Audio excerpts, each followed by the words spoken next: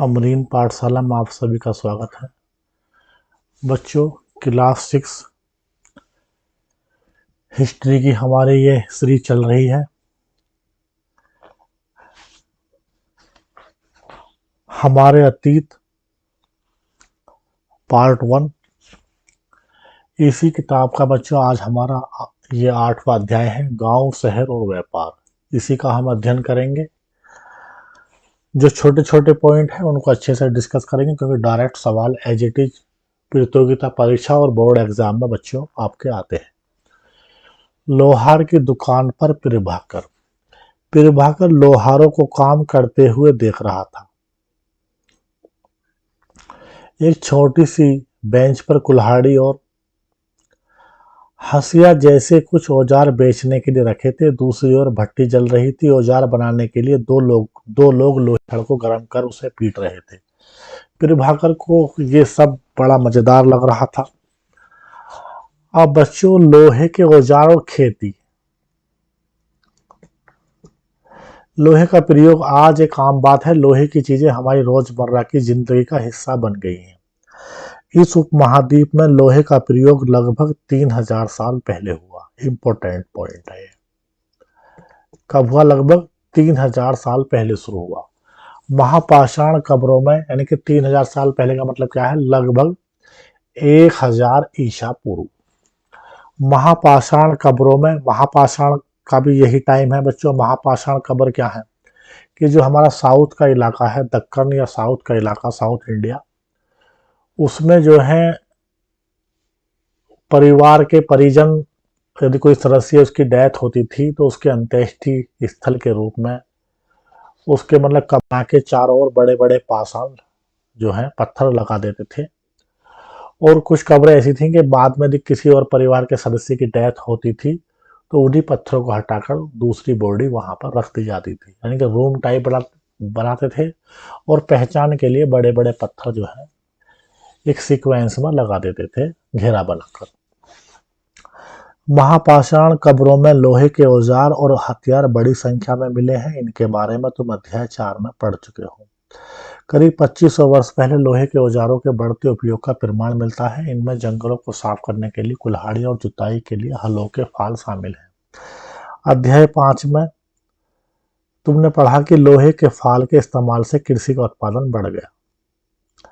कृषि उत्पादन बढ़ाने के लिए उठाए गए अन्य कदम सिंचाई। समृद्ध गांवों के बिना राजाओं तथा उनके राज्यों का बने रहना मुश्किल था। जिस तरह कृषि के विकास में औजार तथा रोपाई तथा महत्वपूर्ण कदम थे, उसी तरह सिंचाई भी काफी उपयोगी साबित हुई। इसी समय सिंचाई के लिए नहरें, कुएं, तालाब तथा कृत्रिम जलाशय बनाए गए। औजारों की सूची में इन चित्रों के नाम चुनो: हाशिया, कुल्हाड़ी और संडसी। लोहे की ऐसी 5 चीजों की सूची बनाओ जिनका प्रयोग तुम रोज करते हो। बहुत सारी चीजें हैं लोहे के बच्चों। यहाँ जो है ये चित्र दिया है बच्चों, इसे आप एक बार देख सकते हैं। हाशिया है बच्चों, ये फसल काटने का औजार होता है। ये कुल्हाड़ी है बच्चों, ये ठीक है। इसमें जो होल है, इसमें लकड़ी का जो है एक डंडा इसमें लगा देते हैं, जिससे काम करने में आसानी होती है। ये बच्चे जो है ये संडासी है बच्चों, ये देख रहे हैं, ये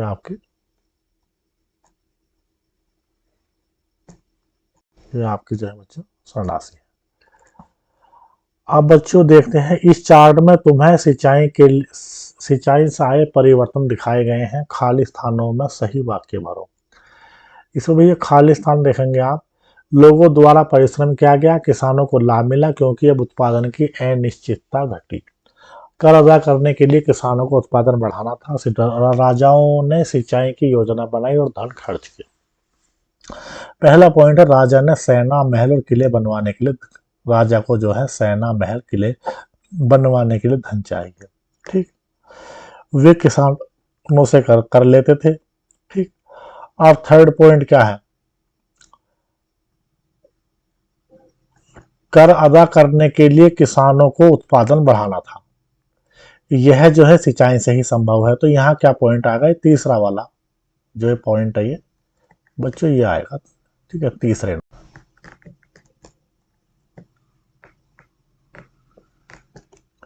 ठीक है। अब इसमें क्या है, लोगों द्वारा परिश्रम किया गया, सॉरी सॉरी, इसमें जो कर अदा करने के लिए किसानों को उत्पादन बढ़ाना था, ये हो जाएगा। यह सिंचाई से ही संभव होता। अब जो है इसमें राजाओं ने सिंचाई की योजना बनाई और धन खर्च किया, ये जो है चौथा पॉइंट यहाँ पर है। समझ रहे हो? अब छठे पॉइंट में क्या आएगा, लोगों द्वारा परिश्रम किया गया, यहाँ पॉइंट आएगा ये। कृषि का उत्पादन बढ़ा, राजस्व भी बढ़ा। ठीक है। अब नवा पॉइंट क्या है, किसानों को लाभ मिला क्योंकि अब उत्पादन की अनिश्चितता घटी। समझ रहे हो? इसमें जो है ये दूसरा पॉइंट आपका बच्चों आएगा। गांवों में कौन रहते हैं, इस उपमहाद्वीप के दक्षिण तथा उत्तरी हिस्सों के अधिकांश गांवों में कम से कम तरह के लोग रहते थे। तमिल क्षेत्र में बड़े भूस्वामियों में वेलल्ला, यानी कि जो बड़े किसान हैं तमिल क्षेत्र में, उनको बोलते हैं वेलल्ला। इंपोर्टेंट पॉइंट बच्चे, साधारण हलवाओं को उणवार और भूमिहीन मजदूर दास या कडेसियार या अधिमई कहलाते हैं। इंपोर्टेंट पॉइंट है ये, अधिमई। देश के उत्तरी हिस्सों में गांव का प्रधान व्यक्ति ग्राम भोजक कहलाता था। अक्सर एक ही परिवार के लोग इस पद पर कई पीढ़ियों तक बने रहते थे, यानी यह पद अनुवांशिक था। ग्राम भोजक के पद पर आमतौर पर गांव का सबसे बड़ा भूस्वामी होता था। ग्राम भोजक, समझ रहे बच्चों, गांव का प्रधान या जो है मैन आदमी। साधारणतः इनकी जमीन पर इनके दास मजदूर काम करते थे। इसके अतिरिक्त प्रभावशाली होने के कारण प्राय राजा भी कर वसूलने का काम इन्हें ही सौंप देते थे। ये न्यायाधीश का और कभी कभी पुलिस का काम भी करते थे। ग्राम भोजकों के अलावा अन्य स्वतंत्र कृषक भी होते थे जिन्हें गृहस्थी कहते थे। इनमें ज्यादातर छोटे किसान ही होते थे। इसके अतिरिक्त कुछ ऐसे स्त्री पुरुष थे जिनके पास अपनी जमीन नहीं होती थी। इनमें दास कर्मकार आते थे जिन्हें दूसरों की जमीन पर काम करके अपनी जीविका चलानी पड़ती थी। अधिकांश गांवों में लोहार, कुम्हार, बढ़ी और बुनकर जैसे कुछ शिल्पकार भी होते थे। प्राचीनतम तमिल रचनाएं। तमिल की प्राचीनतम रचनाओं को संगम साहित्य कहते हैं। इनकी रचना करीब 2300 साल पहले की गई। संगम साहित्य, तमिल की प्राचीनतम रचनाओं को संगम साहित्य कहते हैं। इनकी रचना करीब 2300 साल पहले की गई। इन्हें संगम इसलिए कहा जाता है क्योंकि मदुरै देखो मानचित्र के कवियों के सम्मेलनों में इनका संकलन किया जाता था। गांव में रहने वालों के जिन तमिल नामों का उल्लेख यहाँ किया गया है वे साहित्य में पाए जाते हैं। देख लो बच्चों। अब बच्चों यहाँ पे सिक्कों के बारे में है। पुरातात्विदों को इस युग के हजारों सिक्के मिले। सबसे पुराने आह सिक्के थे जो करीब 500 साल चले। इसका चित्र नीचे दिया गया है। चांदी या तांबे के सिक्कों पर विभिन्न आकृतियों को आहत कर बनाए जाने के कारण इन्हें आह सिक्का कहा जा रहा था। देख लो बच्चों, ये रहा।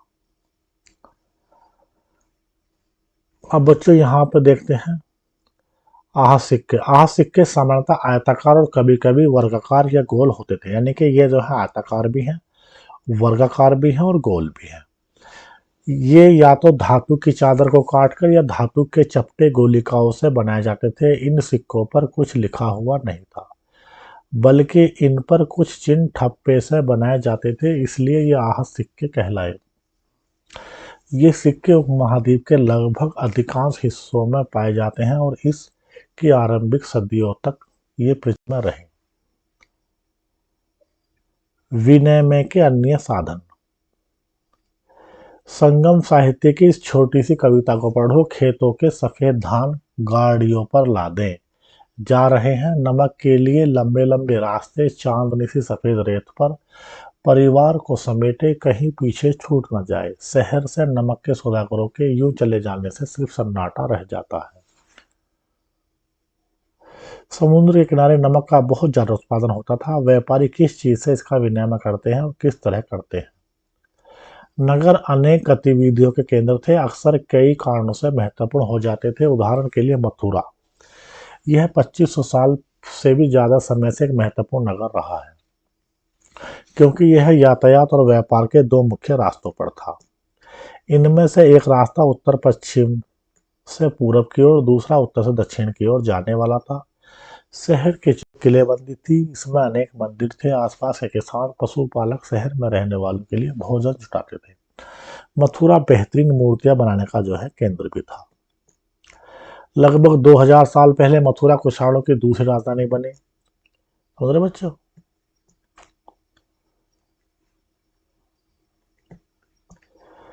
इसके बारे में तुम आगे पढ़ोगे। मथुरा एक धार्मिक केंद्र भी रहा और यहाँ बौद्ध विहार, जैन मंदिर भी है। यह कृष्ण भक्ति का एक महत्वपूर्ण केंद्र था। मथुरा में प्रस्तर खंडों तथा मूर्तियों पर अनेक अभिलेख मिले हैं। आमतौर पर यह संक्षिप्त अभिलेख है जो स्त्रियों द्वारा पुरुषों द्वारा मठों या मंदिरों को दिए जाने वाले दान का उल्लेख करते हैं। प्राय शहर के राजा, रानी, अधिकारी, व्यापारी, शिल्पकार इस प्रकार के दान करते थे। समझ रहे बच्चों? राजा भी दान करता है, रानी भी करती हैं, जो अधिकारी हैं वो भी, व्यापारी, शिल्पकारी सभी दान करते हैं।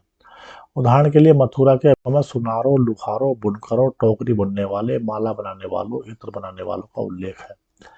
मथुरा के लोगों के व्यवसाय की एक सूची बनाओ। एक ऐसे व्यवसाय का नाम बताओ जो हड़प्पा में नहीं था। अब बच्चों देखो, व्यवसाय तो यही हो जाएंगे। देखो, सुनार हैं, लोहारों का, लोहे का वर्क करने वाले, सोने का वर्क करने वाले, बुनकर बुनाई करने वाले जो हैं, टोकरी बुनने वाले, माला बनाने वाले, इत्र बनाने वाले आदि। देख रहे बच्चों? अब इसमें कह रहे हैं आपको मथुरा के लोगों की एक सूची जो ऐसे जो मतलब हड़प्पा में नहीं थे। तो हड़प्पा में बच्चों जो ये लुहार हैं, लोहे का काम करने वाले हैं, आयरन, ये जो है ये नहीं थे।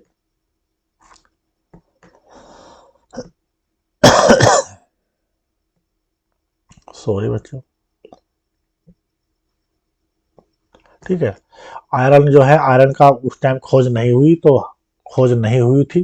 तो हड़प्पा काल में जो है आयरन का कोई वर्क नहीं होता था।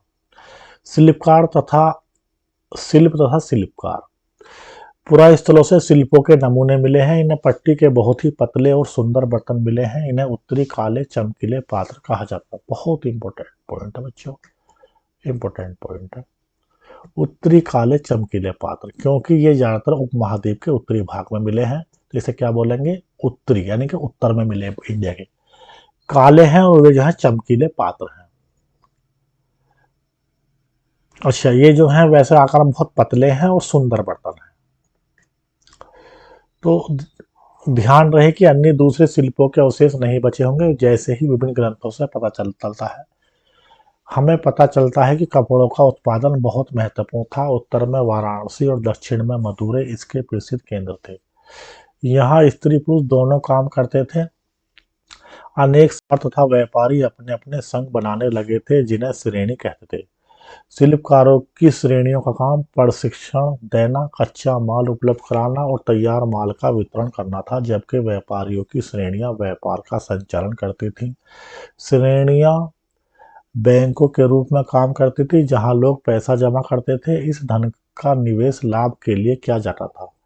उससे मिले लाभ का कुछ हिस्सा जमा करने वालों को लौटा दिया जाता था, फिर मठ आदि धार्मिक संस्थानों को दिया जाता था। अब बच्चों यहाँ आप देखेंगे उत्तरी काले, सॉरी थोड़ा सा, देखो उत्तरी काले पात्र NBPW, यानी कि नॉर्थ ब्लैक जो है पेंटेड वेवर। ये कठोर चाक निर्मित धातु की तरह दिखने वाले तथा चमकदार काली सतह वाले पात्र हैं। इसे बनाने के लिए तो कुम्हार मिट्टी के बर्तनों को भट्टी पर जो है भट्टों पर उच्च तापमान पर रखते थे, जिसके परिणाम स्वरूप इन बर्तनों की बाहरी सतह काली हो जाती थी और इन पर पतली काली लेप भी लगाई जाती थी, जो इस बर्तनों को शीशे जैसी चमक प्रदान करता था। देख रहे बच्चों? अब बच्चों हम देखेंगे कि उत्तर में वाराणसी और दक्षिण में मदुरै इसके प्रसिद्ध केंद्र थे। ठीक है, कपड़ों की बात करते हैं बच्चों, तो दक्षिण में जो है मदुरै ये तमिलनाडु में है, और जो है वाराणसी गंगा किनारे यूपी का शहर है। यहाँ स्त्री पुरुष दोनों काम करते हैं बुनाई का।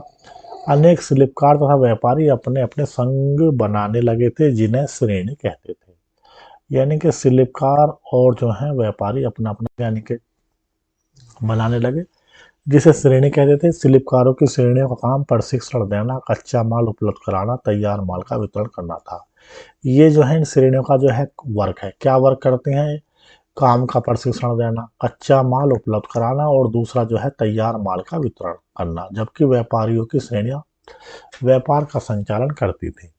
अलग अलग वर्ग हैं। शिल्पकारों की श्रेणी के वर्ग अलग अलग हैं और जो व्यापार की श्रेणी है उनके काम अलग है। श्रेणियां बैंकों के रूप में काम करती थी,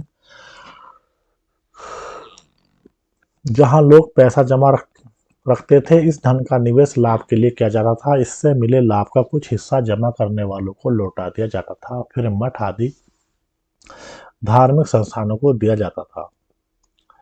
अब बच्चों, सूत काटने और बुनने के नियम। ये नियम अर्थशास्त्र के हैं। अध्याय 7 में अर्थशास्त्र का उल्लेख किया गया है। इसमें वर्णन किया गया है कि सरकार एक विशेष पदाधिकारी की देख रेख में कारखानों में सूत की कताई और बुनाई की जाती थी। ऊन, पेड़ों की छाल, कपास, पटुआ, सन को तैयार करने का काम विधवाओं, अक्षम महिलाओं, भिक्षुणियों, वृद्धा वेश्याओं, राजा की अवकाश प्राप्त दासियों, सेविकाओं, अवकाश प्राप्त देवदासियों को लगाया जा सकता है। इनके काम के और गुणवत्ता के अनुसार पारिश्रमिक देने चाहिए। जिन महिलाओं को बाहर निकालने की अनुमति नहीं है, वे अपने दासियों को भेजकर कच्चे माल को मंगवा सकते हैं, फिर तैयार माल उन्हें भिजवा सकती हैं। वे औरतें जो कारखानों तक जा सकती हैं, उन्हें अपना माल कारखानों तक तड़के ले जाना पड़ता था, जहां उन्हें पारिश्रमिक मिलता था। इस समय माल को अच्छी तरह जांचने के लिए रोशनी रहती थी। अगर निरीक्षक उस औरत की तरफ देखता तो इधर उधर की बातें करता तो उसे सजा मिलनी चाहिए। अगर औरत ने अपना काम पूरा नहीं किया तो उसे जुर्माना देना होगा। इसके लिए उसका अंगूठा भी काटा जा सकता है। उन महिलाओं की सूची बनाओ जिन्हें निरीक्षक नियुक्त कर सकता था। तो क्या करने के दौरान महिलाओं की मुश्किल झेलनी पड़ती थी? स्वाभाविक है कि जो है वर्क प्लेस पर कई बार भेदभाव भी होता था और जो है कई बार सरकारी मुलाजिम जो है मैन जो होते थे वो जो है उनको हरेसमेंट की शिकार भी कई बार हो जाती थी। अब है कि उन महिलाओं की सूची बनाओ जो निरीक्षक नियुक्त कर सकता था। तो उसमें देखो ऊपर दिया गया बच्चों कौन कौन है भाई। जो है इनमें जो है विधवा हैं, सक्षम अक्षम महिलाएं हैं, भिक्षुणियां हैं, वृद्ध वेश्या हैं, राजा की अवकाश प्राप्त दासियां हैं, सेविकाएं हैं, अवकाश प्राप्त देवदासियां। ठीक है। इन सभी को जो है नॉर्मल जो है मतलब घरों में काम करने वाली औरत है वे भी, और जो है और उनकी नौकरानी।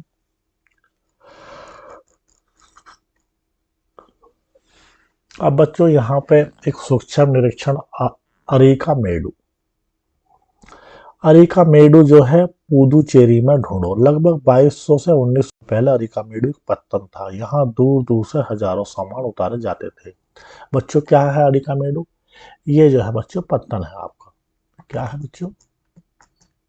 समझ रहे हो क्या है? पत्तन है। ठीक है। ये जो है बच्चों आपका जो है पत्तन है।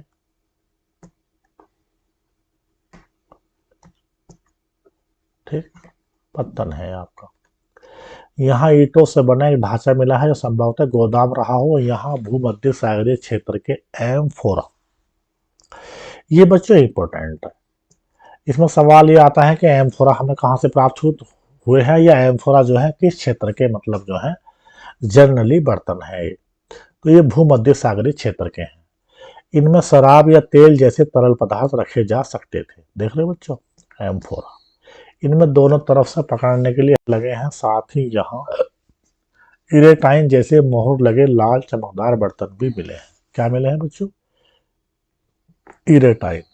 इन्हें इटली के एक शहर के नाम पर इरेटाइन पात्र के नाम से जाना जाता है। इसे मोहर लगे सांचे पर गीली चिकनी मिट्टी को दबाकर बनाया जाता था। इरेटाइन जो है बच्चों ये समझ रहे हो आप, पात्र के नाम से जाना जाता है। इसे जो है मोहर लगे सांचे पर गीली चिकनी मिट्टी को दबाकर बनाया जाता था। देख रहे बच्चों। अब बच्चों यहाँ अभिलेखित मिट्टी के बर्तन। कई बर्तनों पर ब्राह्मी लिपि में अभिलेख मिले हैं। प्रारंभ में तमिल भाषा के लिए इसी लिपि का प्रयोग किया जाता था, इसलिए इन्हें तमिल ब्राह्मी अभिलेख भी कहा जाता है। क्या बोलेंगे बच्चों इन्हें? तमिल ब्राह्मी अभिलेख।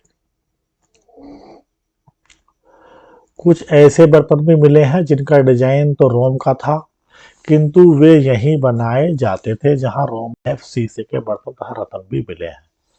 बच्चों रोमन लैंप यानी कि लैंप होते हैं बच्चों जो सिंपल मतलब किसी तेल से जो है उनमें कॉटन की एक लगा के जलते थे। शीशे के बर्तन और रतन भी मिले हैं, साथ ही छोटे छोटे कुंड मिले हैं जो संभवतः कपड़े की रंगाई के पात्र रहे होंगे।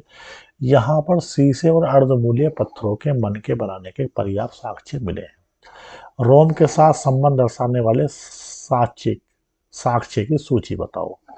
तो बच्चों ये देखो नॉर्मल सवाल आया है बच्चों, इन्हें आप करते चलेंगे तो आपको जो है चैप्टर समझने में आसानी होगी। देखो ये रोम के साथ जो हमारे संबंध है तो उनकी मतलब कौन कौन से साक्ष्य हैं। साक्ष्य क्या है बच्चों, जो हमें बर्तन मिले हैं, ठीक है। जैसे हमें एम्फोरा मिला है, एम्फोरा में कोई भी तेल या शराब रखने के लिए, कोई तरल पदार्थ रखने के लिए कोई बर्तन है। इसे पकड़ने में इसमें दोनों तरफ हत्थे लगे हैं। दूसरा हमें इरेटाइन बहुत लगे लाल चमकदार बर्तन मिले हैं। कैसे लाल चमकदार बर्तन, ठीक है बच्चों, इरेटाइन। अब बच्चों दूसरा हमें जो है रोमन लैंप है, शीशे के बर्तन हैं, रतन भी मिले हैं हमें, ठीक है। और जो है तो इस तरह के जो हमें मतलब मन के या अर्धमहूल्य से जो हमें साक्ष्य मिले हैं वही इसकी सूची बताते हैं। एक यूनानी नाविक द्वारा दिया गया विवरण, बेरी गाजा भरूच का यूनानी नाम की कहानी। बेरी गाजा, बेरी गाजा की संकरी खाड़ी में समुद्र से आने वालों के लिए नाव चलाना बहुत मुश्किल होता है। राजा द्वारा नियुक्त कुशल और अनुभवी स्थानीय मछुआरे ही यहाँ यहाँ जहाज ला सकते थे। बेरी गाजा में शराब, तांबा, टिन, सीसा, मूंगा, पुखराज, कपड़े, सोने चांदी के सिक्कों का आयात होता था। हिमालय की जड़ी बूटियां, हाथी दांत, गोमेद, कार्निलियन, सूती कपड़ा, रेशम तथा इत्र यहाँ से निर्यात किए जाते थे। के लिए व्यापारी विशेष उपहार लाते थे। इनमें चांदी के बर्तन, गायक, किशोर, सुंदर औरतें, अच्छी शराब, उत्कृष्ट महीन कपड़े शामिल थे। बेरी गाजा से आयात और निर्यात होने वाली चीजों की सूची बनाओ। दो ऐसी चीजें बताओ जिनका उपयोग हड़प्पा युग में नहीं होता था। शानदार चीजें देखो। आयात होने वाली चीजें बच्चों ये है, देखो देख रहे हो, शराब है, तांबा है, टिन है, सीसा है बच्चों, मुआ है, पुखराज है, कपड़े, सोने और चांदी के सिक्के हो गए बच्चों ये। और निर्यात वाले क्या है, हिमालय की जड़ी बूटी हो जाएंगी, हाथी दांत हो जाएंगे, कार्निलियन पत्थर हो जाएगा, गोमेद हो जाएगा, सूती कपड़ा है, रेशम है, इत्र और इत्र है। ये क्या होते हैं, उपहार। अब दो ऐसी चीज बताओ जिनका उपयोग हड़प्पा युग में नहीं होता था। अब बच्चों ये है देखो, दो ऐसी चीज बच्चों क्या हो सकती हैं।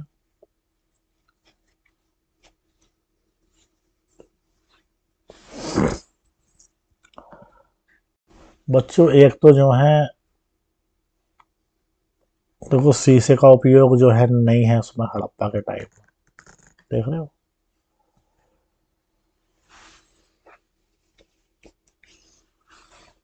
और दूसरा जो है बच्चों, जैसे हाथी दांत है, इनका भी इस समय इस्तेमाल हड़प्पा के युग में कुछ साक्ष्य हमें नहीं मिला। व्यापारी,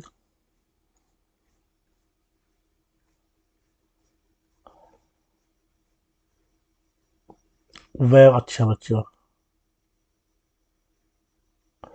वे व्यापार और व्यापारी, तुमने उत्तरी काले पॉलिश वाले बर्तनों के बारे में पढ़ा है। ये खूबसूरत बर्तन खास तौर से इनकी कटोरियां तथा थालियां इस उपमहाद्वीप के अनेक जो है पुरा स्थलों से मिले हैं। सवाल उठता है कि इन जगहों पर ये बर्तन कैसे पहुंचे होंगे। ऐसा अनुमान लगा जाता है कि जहां ये बनते थे वहां से व्यापारी इन्हें ले जाकर अलग अलग जगहों पर बेचते थे। दक्षिण भारत में सोना, मसाले, खास तौर पर काली मिर्च कीमती पत्थरों के लिए प्रसिद्ध था। काली मिर्च जो है रोमन के साम्राज्य में इतनी मांग थी कि इसे काले सोने के नाम से बुलाते थे। व्यापारी इन सामानों को समुद्री जहाजों, सड़कों के रास्ते रोम पहुंचाते थे। दक्षिण भारत में अनेक रोमन सिक्के मिले हैं। यह अंदाजा लगाया जा सकता है कि उन दिनों रोम के साथ बहुत अच्छा व्यापार चल रहा था। क्या तुम बता सकते हो कि ये सिक्के भारत कैसे पहुंचे और क्यों पहुंचे होंगे। क्योंकि उनके साथ जो है रोम के साथ व्यापार चल रहा है तो वे लोग यहाँ पर आते थे और अपने सिक्कों के बदले वस्तुएं खरीदते थे। जैसे मसाले भारत के जो काली मिर्च हैं तो उस दौरान जो है करेंसी के रूप में हमें मिलते थे। व्यापारी से जुड़ी एक कविता है, व्यापार के प्रमाण में हमें संगम कविताओं में मिलते हैं। नीचे लिखी कविताओं पूरी पूरी समुद्र तट पर स्थित पुहार पत्तन पर लाए जाने वाले माल का वर्णन है। देख रहे बच्चों, पुहार, ये संगम साहित्य में कविता है। समुद्री जहाजों पर लाए गए तेज तर्रार घोड़े, गाड़ियों पर काली मिर्च की गठरियां, देख रहे हो बच्चों। हिमालय से मिले रतन और सोना, दक्षिण की पहाड़ियों से चंदन की लकड़ियां, दक्षिण सागर के मोती, पूर्वी सागर के मूंगे, गंगा और कावेरी की फसलें, श्रीलंका से आए खाद्यान्न, म्यांमार के बने मिट्टी के बर्तन, दुर्लभ कीमती आयात, देख रहे हो बच्चों। कविता में उल्लेखित चीजों की सूची बनाओ, क्या तुम बता सकते हो कि इन चीजों का उपयोग किस लिए किया जाता था। तो बच्चे वस्तु तो यही है, देखो भाई, घोड़े हो गए, जो है घोड़े का उपयोग जो है राजाओं को उसमें जो है युद्ध के लिए, और बाकी जो है यातायात के लिए घोड़े की जरूरत थी। गाड़ियों पर काली मिर्च यानी कि मसाला हो गया। हिमालय से मिले रतन और सोना, इनका जो है ज्वेलरी में, मटका बनाने में और करेंसी में यूज। चंदन की लकड़ी हो गई बच्चों। दक्षिण सागर के मोती, पूर्वी सागर के मूंगे, गंगा और कावेरी की फसलें, श्रीलंका से आए खाद्यान्न, और जो है म्यांमार के मिट्टी के बर्तन। ये जो है सूची होगी वस्तुओं की। व्यापारियों ने कई समुद्री रास्ते खोज निकाले, इनमें से कुछ समुद्र के किनारे चलते थे, कुछ अरब सागर और बंगाली खाड़ी पार करते थे। नाविक मानसूनी हवा का फायदा उठाकर अपनी यात्रा पूरी जल्दी कर लेते थे। देख रहे हो बच्चों, मानसूनी हवा, तो यानी कि उस टाइम मानसून का पता लग चुका था। वे अफ्रीका या अरब के पूर्वी तट से इस उपमहाद्वीप के पश्चिमी तट पर पहुंचना चाहते थे, तो दक्षिण पश्चिम मानसून के साथ चलना पसंद करते थे। इन लंबी यात्राओं के लिए मजबूत जहाजों का निर्माण किया जाता था। समुद्री तटों से लगे राज्य, इस उपमहाद्वीप के दक्षिण भाग में बड़ा तटीय प्रदेश है। इनमें बहुत से पहाड़ और नदी के मैदान हैं। नदियों के मैदानी इलाकों में कावेरी का मैदान सबसे उपजाऊ है। मैदानी इलाकों तथा तटीय इलाकों के सरदारों और राजाओं के पास धीरे धीरे काफी संपत्ति और शक्ति हो गई है।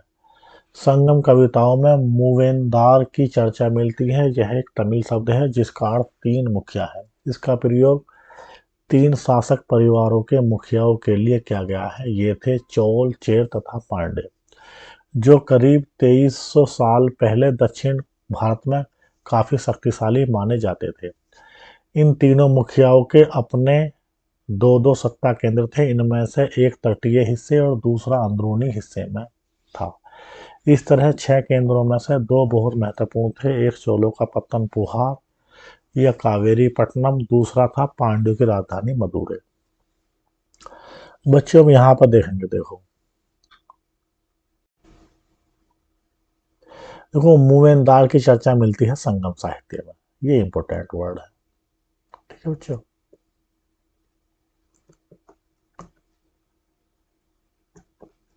इसका प्रयोग तीन शासकों के परिवारों के मुखियाओं के लिए है। यह है चोल, चेर, पांड्य, देख रहे हो, जो करीब 2300 साल पहले दक्षिण भारत में काफी शक्तिशाली माने जाते थे, यानी कि जो है राजा थे उस क्षेत्र के। ये तीनों मुखियाओं के अपने अपने अपने दो दो सत्ता केंद्र थे। इनमें से एक था तटीय हिस्सा, दूसरा था अंदरूनी हिस्से में। इस तरह 6 केंद्रों में से 2 बहुत महत्वपूर्ण थे। एक चोलों का पत्तन पुहार या कावेरी पट्टनम, दूसरा था पांड्यों की राजधानी मदुरा। तो मदुरा और पुहार बहुत इंपॉर्टेंट है। ये मुखिया लोगों से नियमित कर के बजाय उपहारों की मांग करते थे। कभी कभी ये सैनिक अभियानों पर निकल पड़ते थे और आसपास के इलाकों में शुल्क वसूल कर लाते थे। इनमें से कुछ धन वे अपने पास रख लेते थे, बाकी अपने समर्थकों, नाते रिश्तेदारों, सिपाहियों तथा कवियों के बीच बांट देते थे। अनेक संगम कवियों ने उन मुखियाओं की प्रशंसा में कविताएं लिखी हैं जो उन्हें कीमती जवाहरात, सोने, घोड़े, हाथी, रथ, सुंदर कपड़े दिया करते थे।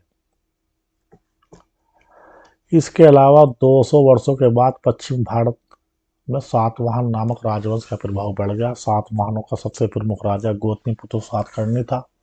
कौन था? गौतमीपुत्र सातकर्णी।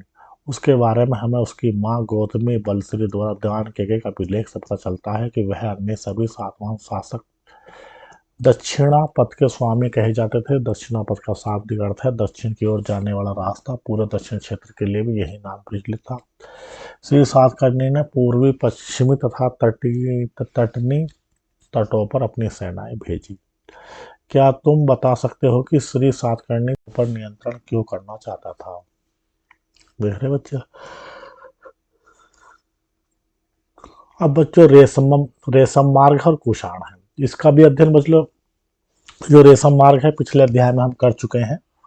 पिछले चैप्टर में बच्चों आपके में है ये चैप्टर नंबर 7 में, लेकिन यहाँ भी हम देख सकते हैं कुछ शासक इसके बड़े बड़े हिस्सों पर अपना नियंत्रण करना चाहते थे, क्योंकि इस रास्ते पर यात्रा कर रहे व्यापारियों से उन्हें कर, शुल्क, तोहफे के जरिए जो है बहुत अधिक मात्रा में लाभ मिलता था। इसके बदले में शासक इन व्यापारियों को अपने राज्य से गुजरते वक्त लुटेरों के आक्रमण से सुरक्षा देते थे।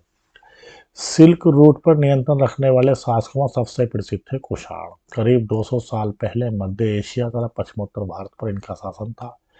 पेशावर और मथुरा इनके दो मुख्य शक्तिशाली केंद्र थे। तक्षशिला भी इनके ही राज्य का हिस्सा था। इनके शासन काल सिल्क रूट की एक शाखा मध्य एशिया से होकर सिंधु नदी के मुहाने के पत्तनों तक जाती थी। फिर यहाँ से जहाजों द्वारा रेशम पश्चिम की ओर रोमन साम्राज्य तक पहुंचाया जाता था। देख रहे बच्चों ये। अब बच्चों तुम्हारे पास कोई पांडुलिपि है जिसे एक चीनी तीर्थयात्री अपने साथ ले जाना चाहता है, उसके साथ आपकी बातचीत का वर्णन करो। बच्चों सवाल यह है कि पांडुलिपि क्या होती है। पांडुलिपि होती है जो हस्तलिखित किताबें होती हैं, राइटर लिखता है स्वयं हाथ से, पांडुलिपि कहते हैं।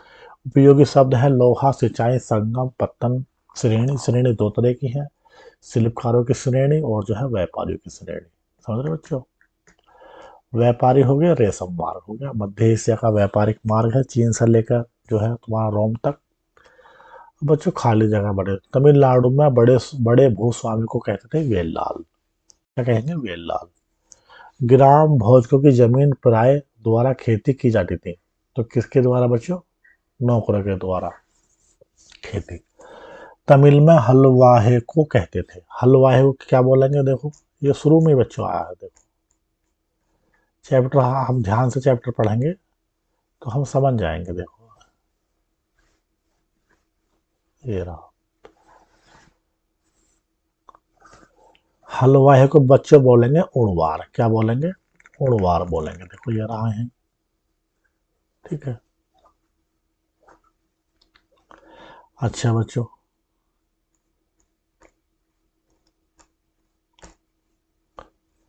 अब बच्चों जो सा ये पहले वाला है, देखो ये ब्लैंक जो आया है, ग्राम भोजकों की जमीन पर प्राय उनके दास और नौकर द्वारा खेती की जाती थी, ठीक है। अधिकांश गृहपति भूस्वामी होते थे, ठीक है। अधिकांश गृहपति भूस्वामी होते थे। तो ये जो है बच्चों, इन्हें हम क्या बोलेंगे? क्या आएगा यहाँ पर? अधिकांश गृहपति भूस्वामी होते थे। तो बच्चों यहाँ पर आप जो है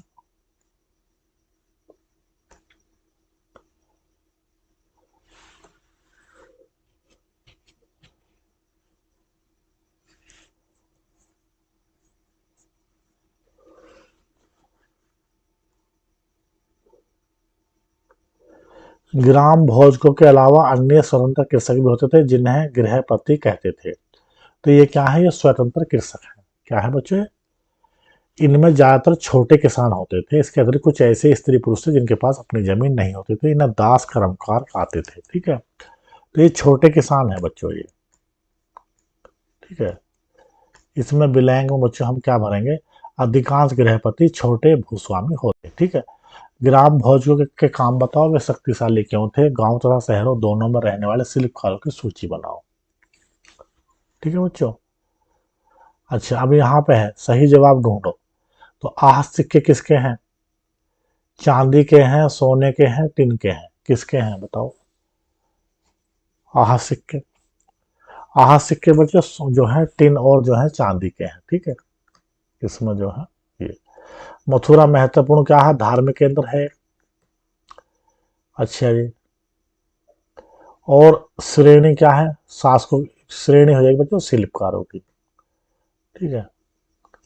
अब जो है व्यापार तथा व्यापारिक रास्तों के बारे में जानने के लिए इतिहासकार किन किन साक्ष्यों का उपयोग करते हैं? व्यापार और व्यापारिक रास्तों के बारे में जानने के लिए, ठीक है बच्चों। और जो है ग्राम भोज को के काम बताओ कि शक्तिशाली क्यों थे? गांव तथा शहरों में दोनों में रहने वाले शिल्पकारों की सूची बनाओ। तो बच्चों क्या बनाओगे? देखो जो शहर के जो जो शिल्पकार हैं वे जो हैं सोना चांदी का काम करने वाले, ठीक है, और जो है कपड़े का मतलब काम करने वाले, ये सब हो जाएंगे, ठीक है। और जो है इनकी जो है मतलब व्यापारिक श्रेणी हो गई, शिल्पकारों की श्रेणी हो गई, ये शहरों में काम कर रहे हैं। गांव में जो है ये मतलब जो है जो शिल्पकार हैं गांव में लकड़ी का काम करने वाले, जो है कपड़ा बुनने वाले, ठीक है बच्चों। इस तरह से जो है इनकी सूची हम बना लेंगे। ग्राम भोज के काम बताओ वे शक्तिशाली क्यों थे? ग्राम भोज शुरू में दिया गया है बच्चों, देखो अपने इसमें आप ध्यान से चैप्टर पढ़ेंगे तो आप सवाल कर देंगे।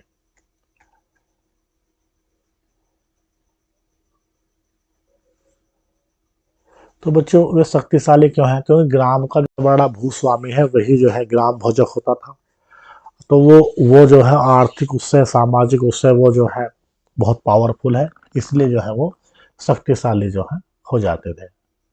और वही जो है राजा के लिए जो है टैक्स वसूल करेंगे, और न्यायाधीश और पुलिस का काम भी जो है यही लोग करते थे, इसलिए ये जो है शक्तिशाली हो जाते थे। न्यायाधीश भी यही हैं गांव स्तर पे, पुलिस भी यही यही है, और जो है टैक्स वसूल करने वाले भी यही हैं, और नॉर्मली गांव के सबसे बड़े भूस्वामी हैं ही ये। तो इसलिए ये क्या हो जाएंगे? शक्तिशाली हो जाएंगे। इनके पास में जो है नौकर और दास होते थे, उसी के बल पर ये जो है समाज में अपना अलग स्थान रखते थे।